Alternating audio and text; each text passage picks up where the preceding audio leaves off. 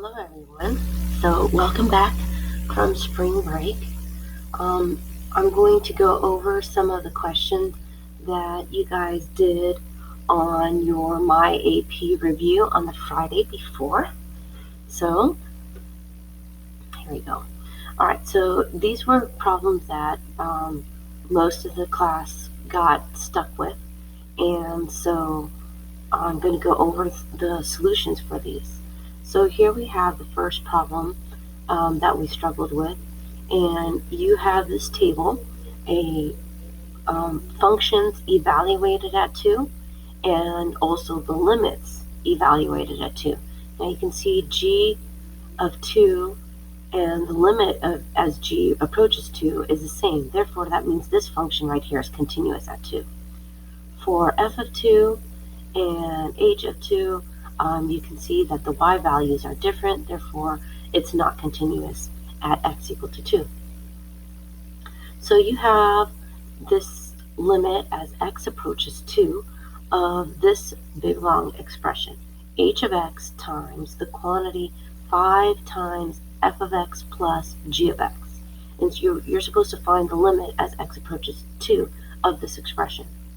And so if you remember your limit laws, this is when the limit laws become very helpful, because you can separate this expression to individual limits where you can substitute in the values, these values that I have here for the limits.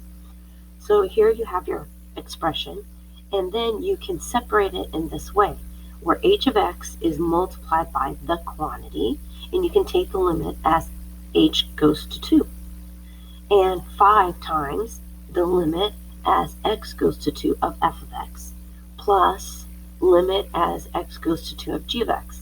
And by doing this, you can substitute in these values. So this expression right here would be 2, 5 times 4 plus 2. Oh, I'm negative 6. Sorry, I wasn't reading my table right. So this is 2, 5 times 4 plus negative 6. And so when you do that, you get this, which is equal to 28. And so the answer is C. All right, for this one, we missed a lot. And so these have to do with inverses. But this one, it's asking which of the following statements must be false. So which of the following statements must be false, but that's got to be 1 out of the 3 or 2 out of the 3, because you have to have something true. So what I did is I started off with my table that I will start off with when I do inverses. And so the first information that they give me is f of negative 5 equals 7. So that means that I have the point negative 5, 7. Which, since f and g are inverses, that means that the x and y switch, and so I have 7 comma negative 5, which then will give me the slope. Here is the slope at 7 for g of x. So that information is given to me, and that lines up with the fact that we're looking at this x coordinate 7 on my g function, which we know inverses then would be f prime of negative 5 is equal to then the reciprocal. So when I look at my choices here, I know 2 must be true for sure. But then that leaves me 1 and 3. Well, I need to explore a little bit further, because it's asking which one's false. Okay, so I know that 2 is true, so it can't be B. But it could be A, C, and D. Now, why? Well, if you remember, the inverse functions must be 1-to-1. So that must mean that they pass the vertical and horizontal line test. Now, if you think of a function having a parabola is not a 1-to-1 function because it does not pass the horizontal line test. It passes the vertical line test, which makes it a function, but not a horizontal line test. Therefore, it can't have an inverse function. Well, here's the thing. If you look at 1 and 2. Now 2 I know to be true. But if I look at 1, f of 3 is equal to, f prime of 3 is equal to negative 1/3. And f prime of negative 5 is equal to 1/3.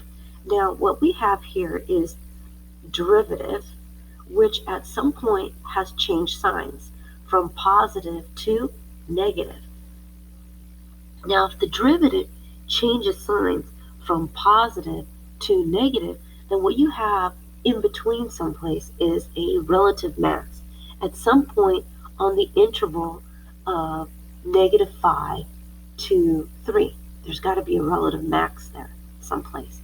Now if you've got a relative max, then you've got some sort of parabola deal going on, most likely, and so, or an upside down parabola, which means that that function's not one-to-one. So since we have inverse functions, that rules out number 1 because the change in sign. Now, if I look at number 3 here, I have f prime of 7 equals 1/3. So there is no change in sign, and it's okay that they're exactly equal to, because it could be a line, or it could have had some inflection point where it was positive, zero slope, and then positive. In either case, it didn't change signs, and it could stay to be a one-to-one function. So therefore, 2 for sure is true. 3 is most likely true if it's going to be an inverse function. And the only one that cannot be true is number 1. And so here's my further explanation of why 1 is not correct. And 2 is obviously correct. And why 3 still works, because the signs did not change. And so your answer is A. All right, and so this problem gave a lot of people a hard time, and I can see why. This one was very, very tricky, but it's a good problem. So once you understand this, should it show up something like this on the AP test? Now I know we're not going to be doing multiple choice on the AP test, but they could ask you questions like this on the FRQ, and that would be totally fine. Since the graph of this function is shown above, and it's f of x. So that means then we're going to be using this graph twice. Now, when you evaluate this limit, you want to evaluate it following order of operations. So you're doing your parentheses first. So as you approach -1 for this inner f of x, your y value, here's -1, your y value from the left is approaching 2, and your y value from the right is approaching 2. So you've got that it's approaching 2. Now, if I rewrite my expression, I have limit as x goes to 2 from the left of f of x. Now, why 2 from the left? And so this is the interesting thing. If you notice, when we approach 2 from both sides, we are approaching from both sides of -1. But are we approaching 2 from both sides? Here we're approaching 2 from below. Did we approach 2 from above? Now, below would be like from the left.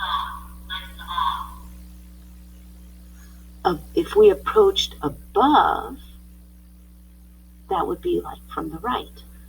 So if you can see, if I started from the beginning, -1, approaching from the left, I'm approaching from lower values, values less than -1. And as I approach from the right, I'm approaching values greater than -1. So if I approached 2, I approached 2 from values less than 2. I did not approach 2 from values greater than 2. So that's why this is from the left. And so now, because I'm approaching 2 from the left, I can evaluate that. And when I look at the graph as I approach 2 from the left, I'm approaching 5. And so the answer is 5.